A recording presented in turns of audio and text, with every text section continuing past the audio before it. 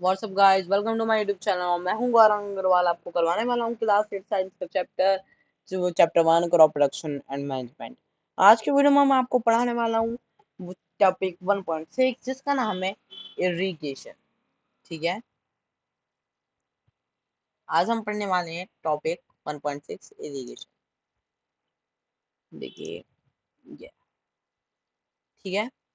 इससे पहले कुछ वीडियो में मैंने आपको और चीजें एक्सप्लेन की थी। जैसे कि इससे पहले वीडियो में मैंने आपको एल्यूमिनियम फर्टिलाइजर एक्सप्लेन किया, तो उससे पहले मैंने आपको सोइंग एक्सप्लेन किया था, और मैंने उससे पहले प्रिपरेशन सॉइल और इंट्रोडक्शन वगैरह आपको और वीडियोस में दे चुका हूँ। तो अगर आप मेरी और वीडियोस देखना चाहते हैं तो आप मेरी इस वीडियो के लिंक डिस्क्रिप्शन में आपको मिल जाएगा। उन वीडियोस का लिंक आपको इस वीडियो के डिस्क्रिप्शन में मिल जाएगा। सबसे पहले अगर आप हमारे चैनल पर नए हैं तो पहले तो चैनल को सब्सक्राइब कर दीजिए, और वीडियो अगर अच्छी लगे तो वीडियो को लाइक करना करके ही जाइएगा। ठीक है, तो अब हम शुरू करते हैं अपना topic irrigation. All living beings need water to live. अब जितने भी हमारे लिविंग बीइंग्स हैं, हम जितने भी लिविंग बीइंग्स हैं, उन सबको वाटर की नीड होती है जीने के लिए। Water is important for proper growth and development. अब जो हमारा वाटर है ये इम्पोर्टेंट है किसके लिए?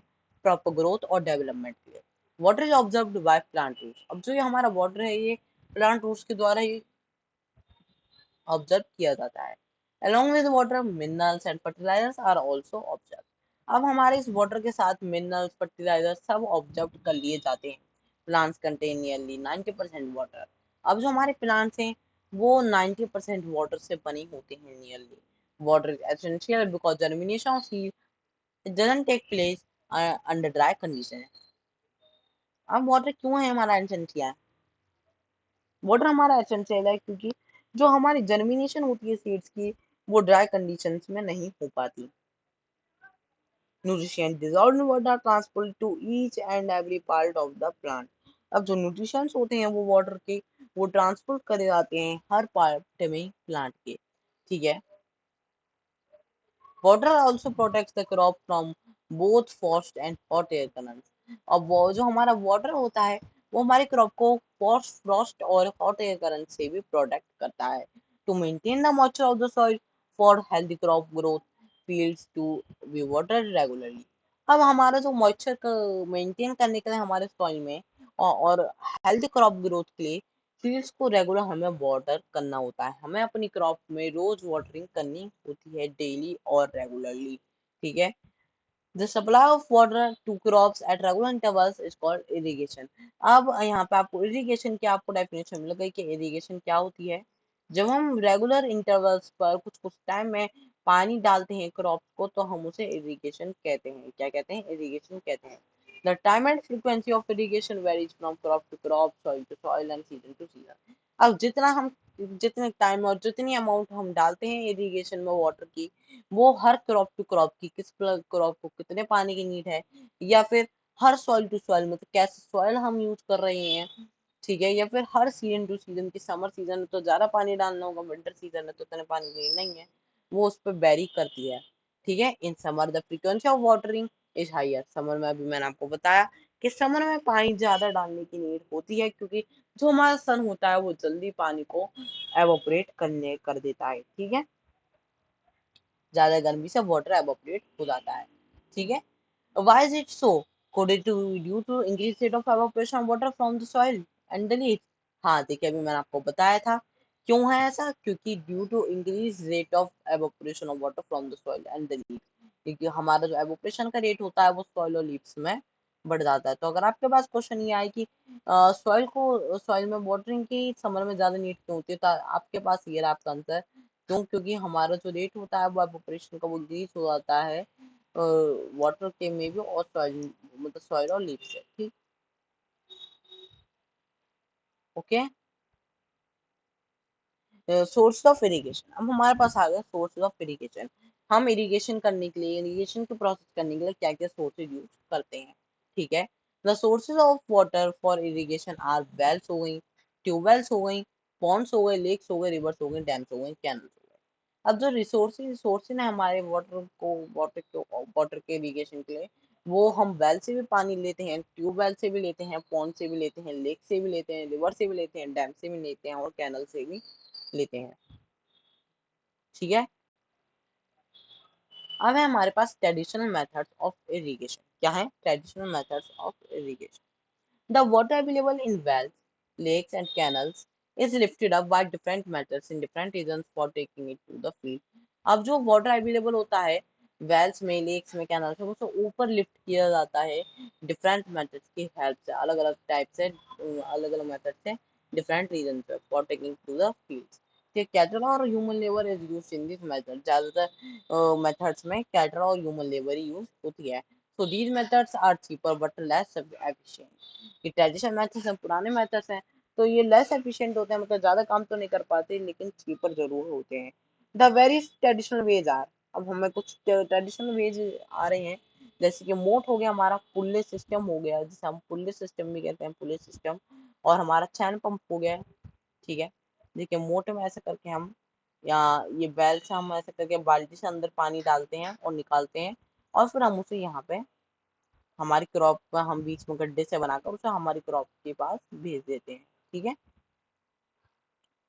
उसके बाद हमारा चैन पंप, तो देखिए ये हमारा चैन पंप है, इससे हम जमीन के अंदर से पानी निकालते हैं। ये ऐसे ऐसे करके घूमता है और यहाँ पे हमारा कुछ ना कुछ लेक वेक सी आ रही होती है, कहीं ना कहीं रिवर का फ्लो हम ले आते हैं यहाँ पे, और ये बाल्टी उठ उठ के हमारी क्रॉप में पानी पहुंचाती रहती है। अगला था हमारा, देखिए यहाँ पर डेखली लिखा है और राहत भी लिखा है। राहत लेबर सिस्टम होता है, ज्यादा लेबर यूज होने वाला। तो देखिए यहाँ पे हमारा हम देखने में ऐसे ऐसे करके पानी डालते हैं, सेम चीज है। उसमें हम रस्सी से ऊपर कर रहे थे, किससे, रस्सी से ऊपर कर रहे थे। इसमें हम इस पत्थर की मदद से कुएं के अंदर से पानी निकालते हैं। पहले तो हम पत्थर से रस्सी खोल देते हैं, जिससे क्या होता है, बाल्टी अंदर जाती है और पानी इसमें भर जाता है, और फिर हम लकड़ी को नीचे करके पत्थर से बांध देते हैं, जिससे बाल्टी ऊपर आ जाती है और ये वाला हिस्सा एंड उसका नीचे आ जाता है, और हमारा देखली से हमारे पास बाल्टी आ जाती है, और फिर हम उस बाल्टी को क्रॉप में डाल देते हैं। रात हमारा ऐसे होता है, इसमें हम गोल गोल घूमते हैं। मतलब हम अपनी गाय भैंस जो भी होती हैं, उन्हें गोल गोल ऐसे करके घुमाते हैं। जब ये ऐसे गोल गोल घूमता है डंडा, तो ये जो हमारे ये है ना, ये व्हील, ये भी घूमता है। जब ये व्हील घूमता है तो उसके नीचे एक वाटर की सप्लाई चैन लगी होती है। जब इसके अंदर से वाटर, ये वाटर के अंदर से गोल गोल घूमता है, तो उसकी बाल्टियों में पानी भर जाता है, और जब इसकी बाल्टियों में पानी भर जाता है और वो उल्टी होती है, तो वो साइड में से यहाँ से क्रॉप में पानी गिरा देती है, और वो पानी क्रॉप तक पहुंच जाता है। ठीक है, अब हमारे आजकल पंप्स यूज हो रहे हैं। Pumps are commonly used for lifting water, diesel, biogas, electricity and solar energy is used to turn these pumps. पहले तो पंप्स को ज्यादातर यूज हो रहे थे लिफ्ट करने के लिए वाटर को, लेकिन अब डीजल, बायोगैस, इलेक्ट्रिसिटी और सोलर एनर्जी ने उन पंप्स को भी मतलब उन पंप से ही रन हो रहे हैं। इन सब चीजों से, डीजल, बायोगैस, इलेक्ट्रिसिटी और सोलर एनर्जी से ये इन पंप्स को रन किया जाता है, और ये आजकल पंप से यूज हो रहे हैं इन मेथड्स की जगह। ठीक है, अब है हमारे पास कुछ मॉडर्न मेथड्स ऑफ इरिगेशन। क्या है मॉडर्न मेथड्स ऑफ इरिगेशन? ठीक है, modern methods of irrigation help us to use water economically. अब जो मॉडर्न मेथड्स हैं इरिगेशन के, वो हमें हेल्प करते हैं वाटर को पहुंचाने में इकोनॉमिकली। ठीक है, the main methods are used are as follows. अब जो मेन मेथड्स यूज हो रहे हैं आजकल, वो हमें कुछ दे रखे हैं इसमें। जैसे कि हमें सबसे पहले दे रखा है स्प्रिंकलर सिस्टम, और उसके बाद है हमारा सेकंड ड्रिप सिस्टम। तो हम सबसे पहले पढ़ लेते हैं स्प्रिंकलर सिस्टम। ठीक है, this system is more useful on the uneven land where sufficient water is not available. तो ये जो स्प्रिंकलर सिस्टम है, ये ज्यादातर वहां यूज किया जाता है जहाँ पे लैंड अनइवन है और सफिशिएंट वाटर नहीं। सफिशिएंट वाटर मतलब जहाँ पे हमारे ज्यादा वाटर भी नहीं है, और स्प्रिंकलर सिस्टम मतलब जहाँ पे टेढ़ी मेढ़ी जमीन से, पहाड़ों वाला एरिया होता है ना, तो वहां पे क्या होता है, अनइवन लैंड होता है, कोई प्लांट क्रॉप ऊपर हो गई है तो थोड़ी कोई नीचे है, तो उससे क्या होता है, हमारा लैंड अनइवन हो जाता है और हम वाटर को ज्यादा नहीं पहुंचा पाते, क्योंकि जो हमारा वाटर होता है वो नीचे वाले हिस्से में ज्यादा आता है और ऊपर वाले हिस्से में कम आता है, क्योंकि ऊपर का भी नीचे बह जाता है। तो ये स्प्रिंकलर सिस्टम वहां पे ज्यादा पॉपुलर हो रहा है। The perpendicular pipes having rotated nozzles on the top. अब इनमें क्या होता है, ये परपेंडिकुलर पाइप्स होते हैं जिनके ऊपर नोजल्स लगे होते हैं, जो चारों तरफ रोटेट होते रहते हैं बहुत तेजी तेजी से, और नोजल्स लगे होते हैं, are join to the main pipeline at regular intervals. अब उन्हें कुछ कुछ टाइम बाद मेन पाइपलाइन से ज्वाइन कर दिया जाता है रेगुलर इंटरवल्स पर। When water is allowed to flow through the main pipe under pressure with the help of a pump, जब जो हमारा वाटर होता है वो अलाउ कर दिया जाता है प्रेशर से वो पंप पंप पर फ्लो होने में, तो क्या होता है, वो जो हमारा वाटर होता है वो एस्केप होता है, it escape from the rotating nozzles. अब जो हमारे नोजल्स रोटेट हो रहे हैं उनसे एस्केप होता रहता है। It gets sprinkled on the crop as if it is raining. ये तब भी ऐसे वैसे करके क्रॉप पर स्प्रिंकल हो जाता है जब रेनिंग भी हो रही हो। Sprinkler is very useful for lawns, coffee plantation and several other crops।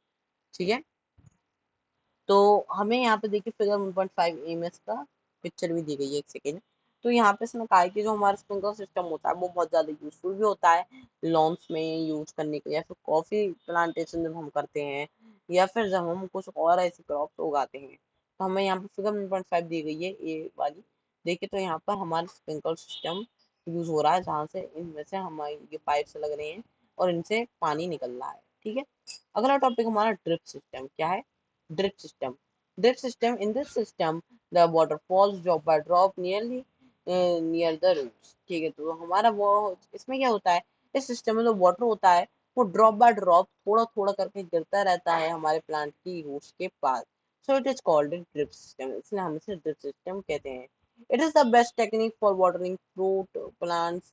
ये बेस्ट टेक्निक होती है मतलब फ्रूट प्लांट्स को ग्रो करने के, फिर गार्डन्स और ट्रीज में वगैरह में ट्रीज वगैरह ग्रो करने की, प्लांट्स को ग्रो करने की। Water is not wasted at all, इसमें वाटर वेस्ट नहीं होता है। It is boon in the region where ability of water is poor.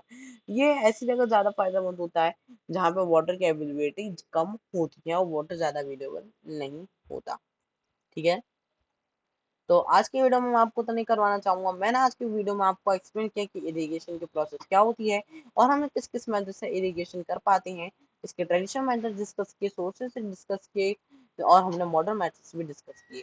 मेरी ऐसी और वीडियो पाने के लिए पहले तो हमारे चैनल को सब्सक्राइब कर दीजिए और बेल आइकन प्रेस करना मत भूलिएगा, और वीडियो अच्छी लगी तो वीडियो को लाइक जरूर करके जाइएगा।